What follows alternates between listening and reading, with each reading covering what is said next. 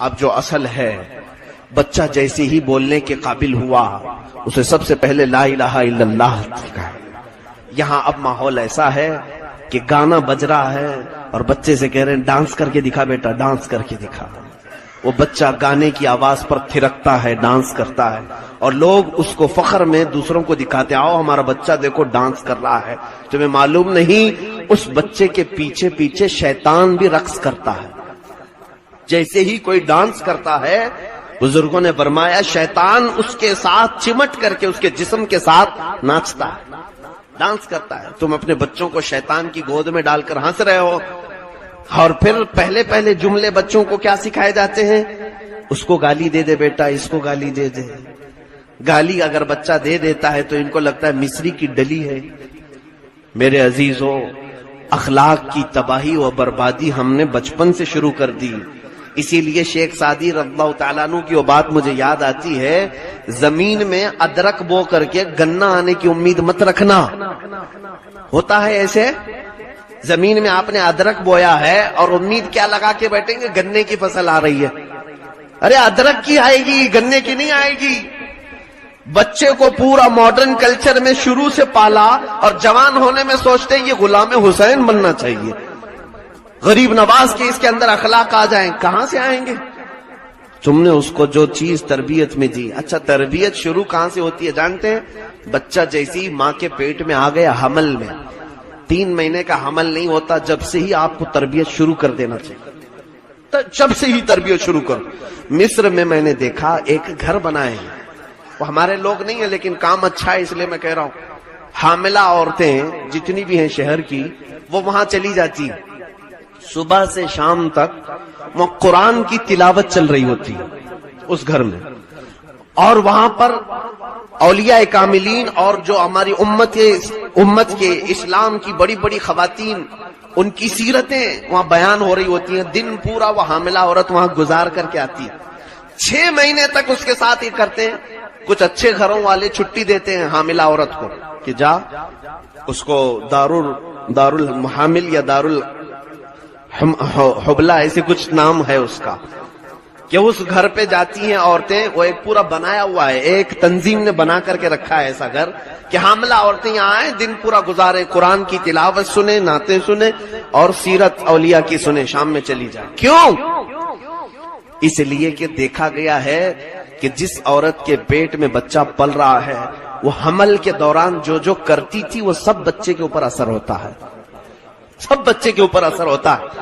ہم نے سنا ہے تاریخ میں حضرت سیدنا غوث اعظم عبد القادر جیلانی رضی اللہ تعالیٰ عنہ، جب آپ کی ولادت ہوئی، آپ مدرسے کو آپ کو بھیجا گیا چھوٹی عمر میں، استاد نے قرآن شروع سے پڑھانا چاہا تو حضرت غوث پاک نے سبحان الذی اسری بعبدہ 15ویں پارے سے پڑھنا شروع کیا۔ استاد نے کہا میں شروع سے الف لام میم سے پڑھا رہا ہوں، تو غوث پاک نے فرمایا 15 پارے تو میں نے اپنی ماں کے پیٹ میں یاد کر لیے تھے، سن لیے تھے۔ یہ روایت حضرت بابا فرید الدین کے متعلق بھی سنائی جاتی ہے۔ لیکن یہ بات مجھے یہاں کہنا ہے، عرض کر رہا تھا کہ ہمارے ہاں بچوں کی تربیت حمل کے دوران سے شروع کرنی چاہیے۔ اب جو حاملہ عورتیں ہیں ہم ان سے کیا کیا کروا رہے ہیں؟ یہاں ہمارے ہاں رواج ایسا ہے، حمل میں آ گیا بچہ تو عورت سے کام کاج زیادہ نہیں ہوتے، کیا کر رہی ہے؟ ٹی وی سیریل دیکھتے بیٹھی ہوئی، دن بھر ٹی وی دیکھ رہی ہے۔ اور جب بچے کی ولادت ہوگی تو بچہ کیسا آئے گا تمہارے گھر میں؟ جو تمہارے اخلاق تھے حمل کے دوران وہی بچے پر اثر ہوتے ہیں۔ مجھے معلوم ہے کہ میرے خود کے گھر کی بات میں بتا رہا ہوں، حمل میں آتے ہی ہم نے خود یہ پابندی لگائی اپنی عورتوں کو کہ 9 مہینے تک 9 ختم قرآن ہو جانے چاہیے۔ حمل کے دوران اگر 9 مہینے تمہارا حمل ہے، ہر مہینے 1 ختم قرآن پورا ہونا چاہیے، تاکہ 9ویں مہینے میں 9 ختم قرآن کے بعد جو بچہ آئے گا انشاءاللہ العزیز اللہ تعالیٰ اسے صالحین میں پیدا کرے گا۔ کہہ رہا ہوں آلریڈی یہودی یہ کر رہے ہیں اسرائیل میں۔ افسوس ہے کہ ہمارے اسلام میں یہ سب چیزیں ہیں۔ میں نے اسرائیل کی ایک رپورٹ پڑھی جس میں ان کے ہاں جیسے ہی عورت حمل والی ہوتی ہے اس عورت کو وہ لوگ ہائی کلاس کے کھانے کھلاتے ہیں، حساب میتھس وغیرہ سب سکھاتے ہیں، اس کا ذہنی کام کرواتے ہیں، اس سے لین دین کی باتیں کرواتے ہیں۔ ہم نے پوچھا اتنے سارے ایکٹیویٹیز اس عورت کو، کہا اس عورت کی تربیت نہیں ہو رہی ہے، اس کے پیٹ میں جو بچہ ہے اس کی تربیت ہو رہی ہے، مکمل اس کی ایسی سیکورٹی کے ساتھ۔ اس کے بعد پھر جو یہودی بچہ پیدا ہوتا ہے وہ اعلیٰ دماغ لے کر کے آتا ہے میتھمیٹکس میں، اور سب سے بڑی دنیا کا فتنہ آج یہی یہودی بنے ہوئے ہیں۔ اسلام نے یہ تربیت کا ہمیں انداز سکھایا ہے کہ اپنے بچوں کی تربیت ایسے کریں آپ۔ آج غیروں نے اٹھا لیا اس کو اور ہم اپنے عورتوں کو ایسی آوارہ چھوڑ دیا۔ اب سنیے، میں بات جلدی جلدی کرتے ہوئے گزروں۔ اللہ کے حبیب صلی اللہ علیہ وسلم کی حدیث پاک کہ 3 چیزیں حضور نے فرمائی، تینوں یاد رکھ لیں آپ۔ فرماتے ہیں لاعبوا سبعا ادبوا سبعا صاحبوا سبعا۔ 7 سال میں الگ الگ سٹیپ بائی سٹیپ بچوں کی تربیت کرنے کا انداز سکھایا ہے۔ پہلے 7 سال الگ، دوسرے 7 سال الگ، تیسرے 7 سال الگ، کل کتنے ہوئے؟ 21 سال۔ 21 سال تک یہ ماں باپ کی ذمہ داری ہے اپنے بچوں کو سنبھالنے کی۔ پہلے 7 سال کیا کرو ان کے ساتھ؟ حضور فرماتے ہیں لاعبوا سبعا، ان کے ساتھ کھیل کود کرو بس۔ شروع کے جو 7 سال ہیں بچے کے، ان کے ساتھ ان کو کھیلنے دو، ان کو جتنا ہے وہ پورے طور پر اپنی ورزش کرنے دو۔ یہ اچھل کود کر رہے ہیں، حتیٰ کہ مسجدوں میں جو بچے آتے حضور صلی اللہ علیہ وسلم نے ان کو بھی منع نہیں کیا۔ جو چھوٹے بچے آتے تھے نہیں منع کیا ہے، ہم اپنی صفوں سے نکال کر کے باہر پھینک دیتے ہیں، بچے ادھر چلے جاؤ، تاکہ یہ پوری گینگ بنا کر کے شور مچاتے تھے۔ ہر باپ اپنی صف کے کنارے میں ان کو لے کر کھڑا رہے۔ اعلیٰ حضرت اللہ تعالیٰ عنہ نے لکھا ہے فتاوی رضویہ شریف میں کہ 8 سال کا 7 سال کا بچہ جو ہوش و حواس رکھتا ہے، تمیز رکھتا ہے، اس بچے کو پہلی صف سے بھی نہ نکالا جائے۔ جو تمیز رکھتا ہے، ابھی بالغ نہیں ہوا لیکن اگر وہ صف میں آ گیا ہے تو اس کو سائیڈ میں کنارے میں آپ رکھیں۔ اس کی وجہ یہ ہے کہ ابھی اس کے اندر ساری چیزیں ٹرانسفر ہو رہی ہیں، وہ اپنے بڑوں کو دیکھے گا وہی چیز سیکھے گا۔ اور پیچھے ڈال دیتے ہیں ہم، بچوں سے بچے سیکھ رہے ہیں ہمارے، بچوں سے بچے کیا سیکھیں گے؟ ہاں، بچے چچوں سے سیکھتے ہیں۔ خیر، اب یہاں پر دیکھیں 7 سال حضور نے فرمایا کھیلو ان کے ساتھ۔ ہم تو 3 سال پہ ہی لے جا کے اسکول میں ڈال دیے ان کو۔ آج تو رواج یہی ہے نا، پری نرسری، پلے گراؤنڈ، کیا کیا بنا دیا ہے۔ 3 سال کا بچہ ادھر دودھ چھوڑا ادھر اسکول میں چلا گیا، اور اس پر بوجھ ڈال کر کے ہم پڑھا رہے ہیں۔ جبکہ مجھے معلوم ہے گورنمنٹ کا بھی قانون کیا ہے جانتے ہیں آپ؟ انڈین گورنمنٹ کا لا بھی یہ ہے 6 سال سے پہلے بچے کو نہ پڑھایا جائے۔ 6 سال سے پہلے کی جتنی اسکولیں ہیں آپ جا کر کے معلوم کر لینا۔ یہ جو یو کے جی، ایل کے جی آپ کے یہاں کیا چلتا ہے؟ یہی چلتا ہے، پری نرسری، نرسری، ایل کے جی، یو کے جی چلتا ہے۔ یہ سب اللیگل ہے، پوچھ لینا آپ، کسی کا پرمیشن نہیں ہوتا۔ ہم خود اسکول چلا رہے ہیں، میں خود ہمارے یہاں اسکول چل رہی ہے پری نرسری وغیرہ کی، اس کا پرمیشن ہی نہیں ہوتا ہے، کیونکہ قانونی اعتبار سے فرسٹ سٹینڈرڈ سے ہی اسکول ہوتی ہے۔ اب پرانے لوگ پوچھیں یہ لوگ کون سی پری نرسری پڑھ کے آئے ہوئے؟ پہلی جماعت سے ہی تو پڑھتے تھے۔ بہرحال یہ یہاں سے چیزیں اب الگ ہو گئی۔ اب پتہ نہیں، مجھے لگتا ہے اگلے زمانے میں اب ایک اسکول ایسی آئے گی جو ہاسپٹل میں ہی آ کر کے کھڑے ہو جائیں گے، بچہ پیدا ہوا دے دو ہمیں، ہم ہی پالیں گے سب۔ ماں باپ اپنا بوجھ اتارنے کے لیے بچوں کو وہاں ڈال رہے ہیں۔ بہرحال پھر بھی اگر آپ رواج ایسا بن گیا ہے 3 سال میں اسکول میں بھیجنا پڑتا ہے تو بھیجیں، لیکن ساتھ میں اس کو زیادہ کھیل کود کی آزادی دیں، اس کے اوپر بوجھ نہ ڈالیں کسی بھی چیز کا۔ اب دوسرا نظام میرے آقا کا سنی، اللہ کے حبیب صلی اللہ علیہ وسلم فرماتے ادبوا سبعا۔ اب 7 سال سے لے کر کے 14 سال کی عمر تک خوب ادب سکھاؤ، اس کو ادب سکھاؤ، ہاتھ پکڑ کر کے لے جاؤ، نماز پڑھنا سکھاؤ، وضو کرنا سکھاؤ، بڑوں کے اخلاق، تمیز، ساری چیزیں 7 سال سے لے کر 14 سال کی عمر تک جتنا ادب ہو سکتا ہے سکھاؤ۔ مارنے کی بھی عمر یہی ہے، بچوں کو سختی بھی اگر کر سکتے ہو 7 سال سے لے کر صرف 14 سال تک بس۔ اور ہم ان عمر میں بچوں کے ساتھ کیا کر رہے ہیں؟ بچہ جب 3 سال سے اسکول جانے لگا تو جب 7 سال کا ہو گیا تو پابندی کر رہا ہے، تو ہم ٹینشن فری ہو گئے. سوچ لیا اب تو بچہ سیدھے راستے پر چل رہا ہے. اب اسے ادب ہی نہیں سکھایا. وہ 7 سال کی عمر میں وہ شاید دوسری کلاس میں ہوگا, تیسری کلاس میں ہوگا, تو اب ہم اس کو چھوڑ دیتے ہیں. اب پابندی سے جا رہا ہے, آ رہا ہے. 14 سال کی عمر تک اس کو کچھ پوچھا ہی نہیں ہم نے. اب 14 سال کی عمر کے بعد بچہ 10ویں میں جب جانے لگتا ہے, 16 سال کی عمر آتی ہے, جب وہ ہمارے ہاتھ سے نکلتا ہے. کیوں نکلتا ہے وہ بھی سن لیجئے آپ. اب حضور کا نظام کیا ہے, توجہ ہے نا آپ کی. شروع کے 7 سال اسے کھیل کود کے لیے چھوڑو, دوسرے 7 سال اسے خوب ادب سکھاؤ. اب میرے آقا فرما تیسرے 7 سال صاحبو سبعن, 14 سال کی عمر سے لے کر 21 سال کی عمر تک ہر ماں باپ اپنے بچوں کے ساتھ دوستی کرے, دوست بن جاؤ ان کے, بالکل بے تکلف دوست, کہ تمہارا بچہ ہر چیز تمہارے ساتھ شیئر کرنے لگے.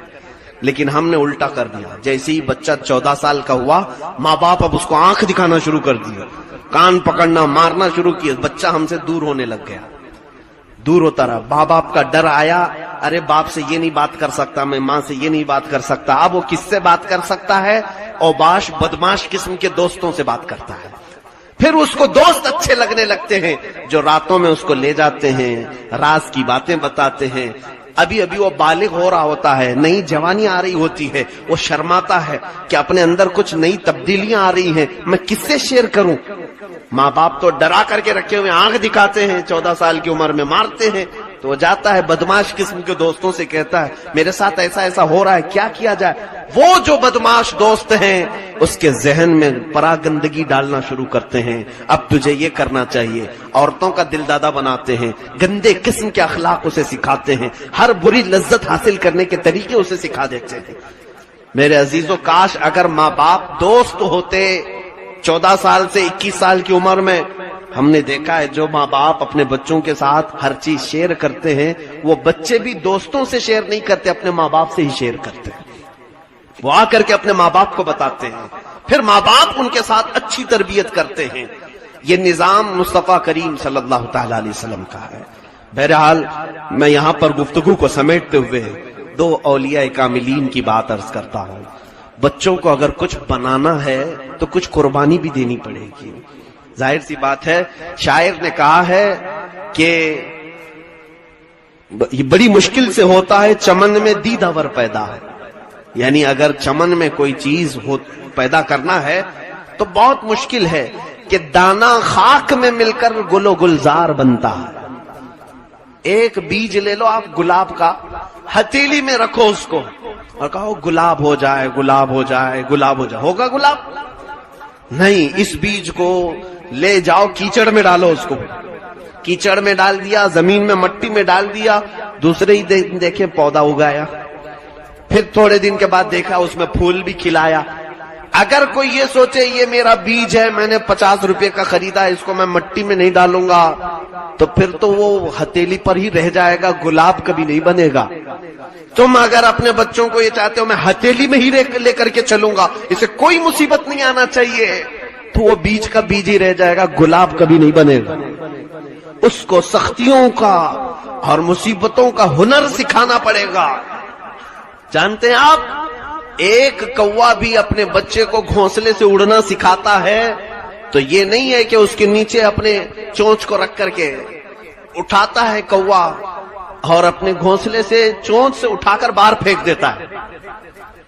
کوی اپنے بچے کو, چھوٹے سے بچے کو اٹھا کر باہر پھینکتی ہے, بچہ نیچے گرتا ہے, تھوڑی دیر کے بعد وہ کوی خود بھی نیچے آتی ہے اور اسے چونچ سے دھکا مارتی, دھیرے دھیرے اوپر چلاتا ہے, چلاتے چلاتے اڑنا سیکھ جاتا ہے. آپ سائیکل چلانا سکھاتے تو ہیں بچوں کو, ان کو مصیبتوں میں آنا سکھائیں. ہم کیا سوچتے ہیں, بچہ آج بریانی مانگا, بریانی بناؤ, آج چکن مانگ رہا ہے, چکن بناؤ, مٹن مانگ رہا ہے میرا بچہ, مٹن بناؤ. ان کو کبھی پوہے بھی تو کھلاؤ, ان کو یہ بھی بتاؤ کہ میرے آقا صلی اللہ علیہ وسلم 3 دن تک فاقہ کرتے تھے. ان کو کبھی ہفتے میں 1 دن روزہ رکھنا تو سکھاؤ, پتا تو چلے کہ غریبوں کی بھوک کیا ہوتی ہے. یہ سب تربیت ہم اپنے بچوں کے ساتھ نہیں کر رہے آج. ان کو سٹرگل کرنا سکھاؤ, مشقتوں میں آنا ان کو سکھاؤ, ماں باپ سے دور رہنے کی تمیز بھی انہیں سکھاؤ کہ بیٹا میں آج تیرے ساتھ ہوں, کل اگر میں نہیں رہوں گا تو کیسے کرے گا؟ اس لیے انہیں لے جا کر کے 2 دن 3 دن کسی اور جگہ پر رکھو، اپنے بل بوتے انہیں کچھ کرنے کا سکھاؤ۔ یہ جب مصیبتوں میں آئیں گے تو پھر ان کے اندر ہنر پیدا ہوگا، ایک ان کے اندر فن آئے گا۔ آپ دیکھیں سرکار غوث پاک رضی اللہ تعالیٰ عنہ کی والدہ ماجدہ، اللہ اکبر، یہ بیان کرتے میری آنکھیں بھیگ جاتی ہیں۔ میں نے اس کو کئی مرتبہ بیان کیا، توجہ سے سن لیں۔ ہم غوث پاک کی کرامتیں بہت بیان کرتے ہیں نا، ان کے نیاز فاتحہ 11ویں اسی میں لگ گئے، لیکن دیکھیں ان کی ماں، غوث پاک اپنی ماں کے اکلوتے بیٹے تھے، ماں بیوہ تھی، ان کے شوہر کا انتقال ہو چکا تھا۔ غوث پاک رضی اللہ تعالیٰ عنہ کے والد گرامی بہت جلدی انتقال کر گئے تھے۔ سیدنا غوث پاک عبد القادر جیلانی رضی اللہ تعالیٰ عنہ کی عمر ابھی بچپن کی ہے، تبھی ماں نے اپنے سے دور کر دیا، کہا بیٹا جاؤ بغداد پڑھنے کے لیے۔ جیلان ایران میں آتا ہے آج بھی، جیلان سے غوث پاک پیدل چلتے ہوئے بغداد گئے۔ یہاں ہمارے بچوں کو گھر سے مسجد نہیں بھیج رہے لوگ، اور وہ غوث پاک کی ماں تھی، جیلان سے بغداد بھیج دی، صبح سے شام کے لیے نہیں، کئی سالوں کے لیے بھیج دی۔ اکیلی رہ گئی گھر میں بیوہ عورت، حضرت ام الخیر، ان کی تربت پر لاکھوں سلام۔ غوث پاک کی ماں کے نام سے میں نے ابھی ایک لڑکیوں کا مدرسہ قائم کیا ہے، جامعہ ام الخیر۔ ان کی ذات سے ہم بہت امپریس ہیں، دعا کریں اللہ اس میں بہت برکت عطا کرے۔ ماں کی تربیت تو دیکھیں آپ اپنے بچے کے لیے، غوث پاک کو بھیج دیا، 7 سال ہو گئے غوث پاک واپس نہیں آئے، ایک دن بھی نہیں۔ یہاں چھٹیوں کے لیے بچے لڑتے بھڑتے رہتے ہیں، کتنے ہیں، 6-7 سال کے بعد ایک تاجر جیلان سے بغداد گیا، اس نے پہچان لیا، عبد القادر تم اتنے بڑے ہو گئے، میں جیلان کا رہنے والا ہوں، لیکن بیٹا عبد القادر تمہاری ماں کا کچھ عطا پتہ ہی نہیں، خبر ہی نہیں وہ کیا کھاتی ہے کیا پیتی ہے، کیونکہ اتنا پردہ کرتی تھی کہ پڑوس والے بھی نہیں دیکھتے تھے غوث پاک کی ماں۔ پتہ نہیں بیمار ہے کہ اچھی ہے صحت مند ہے، کچھ خبر نہیں۔ غوث پاک کو اب ماں کی یاد ستانے لگی، بے قرار ہو گئے کہ ایک بار میں اپنی ماں کو دیکھ کر کے آؤں۔ پڑھنے کے زمانے کی بات ہے، غوث پاک رضی اللہ تعالیٰ عنہ کہتے ہیں اسی رات کو میں نے سامان سمیٹا اور نکل پڑا جیلان کے لیے۔ کئی دن کا سفر تھا یہ، جب جیلان پہنچے تو رات کا وقت تھا، اندھیرا چھایا ہوا تھا۔ غوث پاک فرماتے ہیں میں نے ٹٹولتے ٹٹولتے اپنے گھر کو جب پہنچا تو میرے دل کی دھڑکنیں بڑھ گئی۔ جو 7 سال کے بعد اپنے وطن میں آیا ہو، اس کو اپنے گاؤں میں پہنچنے کی خوشی کتنی ہوتی ہے۔ وہ اپنے گھر کو آئے، کہا ابھی دروازہ کھٹکھٹاؤں گا، ماں گلے سے لگائے گی، تھوڑی دیر محبت سے ماں کے ساتھ بیٹھوں گا، کتنے حسین لمحات ہوں گے۔ غوث پاک یہ دل میں خیالات لیے آئے اور دروازے کو دستک دیا، اندر سے آواز آئی، کون؟ ماں کی آواز تھی۔ غوث پاک نے کہا ماں تمہارا بیٹا عبد القادر آ گیا ہے، تمہارا بیٹا عبد القادر آ گیا ہے۔ ماں جلدی سے دروازے تک آئی، لیکن یہ کہا کون سا عبد القادر؟ ایک ہی تو عبد القادر تھا نا۔ ماں اندر سے پوچھتی ہے کون سا عبد القادر؟ غوث پاک نے کہا ماں تمہارا بیٹا عبد القادر۔ ماں نے کہا بیٹا یہ بتا تعلیم مکمل کر کے آیا ہے یا آدھی چھوڑ کے آیا؟ دروازہ کھولا نہیں ابھی، اندر سے ہی پوچھ رہی ہے تعلیم پوری ہو گئی یا ادھوری چھوڑ کر کے آئے ہو؟ غوث پاک نے فرمایا ماں ابھی اور 2 سال باقی ہیں۔ کہا پھر کیوں آئے؟ کہا تمہاری یاد بہت ستا رہی تھی، سوچا ایک آدھ دن ملاقات کر کے پھر واپس چلا جاؤں گا۔ اے ماں کل ہی میں بغداد کے لیے نکل جاؤں گا، بس تم سے مل کر کے جانا چاہتا ہوں۔ ماں نے کہا بیٹا عبد القادر الٹے قدم واپس جاؤ، تمہاری اور ہماری ملاقات انشاءاللہ قیامت کے دن ہوگی۔ دروازہ نہیں کھلا، غوث پاک راتوں رات دروازے سے پلٹ کر چلے آئے، بغداد پہنچے، ماں کو گھر پہنچ کر کے بھی دیکھا نہیں۔ اس ماں کا کلیجہ کیسا تھا جو اپنے اکلوتے کے لیے دروازہ نہیں کھولا، صرف اس لیے کہ میری محبت غالب آ گئی تو کہیں اس کی تعلیم پر اثر نہ پڑ جائے، کہیں اس کے علم پر اثر نہ پڑ جائے۔ دروازہ نہیں کھولا، واپس چلے آئے غوث پاک۔ فرماتے میں پڑھنے میں پھر مصروف ہو گیا، 1 سال ابھی گزرا نہیں تھا کہ ایک تاجر آیا جیلان سے، تجارت کرنے والا، آ کر کے اس نے کہا عبد القادر تم ہی ہو؟ کہا ہاں۔ کہا 1 مہینہ ہو گیا تمہاری ماں کا انتقال ہو چکا ہے. ہم لوگ جنازہ کفن دفن کر چکے تھے. غوث پاک رضی اللہ تعالیٰ عنہ روتے رہ گئے. ان کی ماں نے جو کہا تھا بیٹا جاؤ تمہاری اور ہماری ملاقات قیامت میں ہوگی، غوث پاک کی ماں نہیں ملاقات کی. آج ہم اپنے بچوں کو یہ سوچتے ہیں ہتھیلی پر رکھ کر کے انہیں ڈاکٹر بنائیں، انجینئر بنائیں، ان کو فلاں بنائیں. ان کو جب تک آپ سٹرگل کرنا نہیں سکھائیں گے یہ کچھ نہیں بن سکتے. آرام طبیعت میں رہنا ان کو سکھا، جو مانگا دلا دیا، گاڑی دلایا، موبائل دلایا، سب چیزیں. پھر آپ چاہتے ہیں کہ ہیرا بن جائے. حضرت بایزید بستامی کی ماں نے بھی ایسی کیا تھا. وہ بھی اکلوتے بیٹے تھے. بایزید بستامی کی ماں استاد کے پاس لا کر کے دی، کہا کہ اس کو پڑھائیا، لیکن ایسا ہی کہ بچہ میرے بغیر سوتا نہیں ہے، کیا کروں؟ میرا اکلوتا بیٹا ہے، سوتا نہیں. استاد نے کہا وہ میں نپٹ لوں گا، تم جاؤ گھر. وہ لے کر کے پڑھانے لگے. بایزید بستامی دوسرے ہی دن سے شروع کر دیے، ماں ماں ماں. بچہ اکلوتا بچہ اپنی ماں کو. استاد نے سختی سے رکھا کہ نہیں. یہاں تک کہ 10 دن گزر گئے. کہا ایک بار مجھے جانے دو، اب میں بھاگوں گا نہیں مدرسے سے، مجھے صرف شام میں جانے دو اور صبح واپس میں پھر مدرسے آؤں گا. استاد نے ٹالنے کے لیے کیا کیا معلوم ہے؟ روزانہ وہ آدھا صفحہ سبق سناتے تھے یا 1 صفحہ. کہا 4 صفحے سبق سنائے گا تو چھٹی دوں گا. استاد کو معلوم تھا کہ 4 صفحے سنانے میں اس کو تو ٹائم لگ جائے گا، ٹل جائے گا معاملہ. لیکن جس کے ہاں طلب بڑھ جاتی ہے تو وہ ہر مشکل کر لیتا حل. بایزید بستامی کہتے ہیں صبح سے دوپہر تک، دوپہر سے شام تک بیٹھا، 4 صفحے پورے یاد ہو گئے قرآن پاک کے. آ کر کے استاد کو سنا دیا. استاد ٹینشن میں آ گئے کہ اس کو تو میں نے ٹالنے کے لیے کہا تھا، یہ بچے نے تو پورا کر لیا. اب وعدے کے مطابق کہا لیکن ٹھیک ہے جاؤ، چھٹی دے رہا ہوں، صبح تک حاضر ہو جانا. شام میں اچھلتے کودتے اپنے گھر گئے.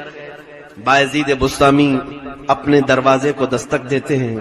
ان کی ماں پوچھتی ہے کون؟ کہا بایزید. کہا میں نہیں پہچانتی کسی بایزید کو. اندر سے ماں کہہ رہی ہے میں نہیں پہچانتی کسی بایزید کو. کہا ماں میں تمہارا بیٹا یہ بایزید. ماں نے اندر سے کہا میرے پاس ایک ہی بیٹا تھا بایزید، میں نے وہ اللہ کے ہاتھ میں بیچ دیا، میں نے وہ اللہ کے لیے دے دیا، میرے پاس اب کوئی بایزید نہیں ہے. حضرت بایزید بھی واپس الٹے قدم آ گئے.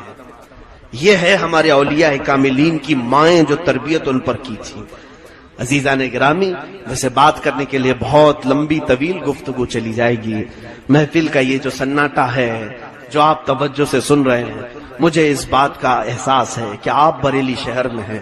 میں بچوں سے گزارش کروں گا، اے نونہالو، اگلا جو زمانہ آ رہا ہے تم سے جو ننھے بچے ہیں وہ تمہارے اخلاق دیکھ کر کے سیکھیں گے. آج تم جو بے حیا بن جاؤ گے تو پھر ان بچوں کے کردار میں جو بگاڑ آئے گی، یاد رکھنا قیامت کے دن تمہاری بھی پکڑ ہوگی. اللہ کے حبیب صلی اللہ علیہ وسلم اگر سوال کریں کہ تو میری امت میں سے تھا اور تو نے میری امت کے کتنے بچوں کا آوارہ کیا، کتنے بچوں کو بگاڑا، کیا جواب دو گے؟ حضور کی امت کی اصلاح کی سوچو، ہر بچے کی تربیت کی سوچو. آپ یہ سوچو کہ ہمارے آس پاس کوئی خراب ماحول نہ آنے پائے. میں نے سنا ہے اب نوجوان نسل بالکل ماڈرن کلچر کو پسند کر رہی ہے. لڑکے لڑکیاں آپس میں چیٹنگ کرنا، بات کرنا، کالج کے ماحول بگڑتے چلے گئے. ہر نوجوان یہ سوچتا ہے میں ایک لڑکی کو محبت میں گرفتار کر لوں تو گویا کہ زندگی کا بڑا میں آدمی بن جاؤں. کون سی بڑی بات ہے؟ ایک عورت جو اللہ نے تیرے لیے پہلے سے رکھا ہے، اگر تم کسی لڑکی کو اپنی محبت میں فدا کر سکتے ہو، یہ کام تو کتا بھی کرتا ہے کسی کتیا کے ساتھ. جانوروں کو بھی اللہ تعالیٰ نے فطرت دے رکھی ہے. ہر جانور مذکر ہے، مؤنث ہے. وَمِن كُلِّ شَيْءٍ خَلَقْنَا زَوْجَيْنِ، اللہ فرماتا ہے ہر چیز میں ہم نے جوڑ بنا رکھا ہے. میرے عزیز بچوں، تمہاری زندگی کا کل مقصد ایک لڑکی کو حاصل کرنا نہیں، ستاروں سے آگے جہاں اور بھی ہے. یہ تو تمہاری زندگی کا ایک پارٹ ہے، تمہیں مل کے رہے گا اللہ کی طرف سے. عورت تمہاری زندگی میں آ کر کے رہے گی انشاءاللہ، لیکن تم اپنا پوری انرجی اس کے پیچھے خرچہ کر رہے ہو.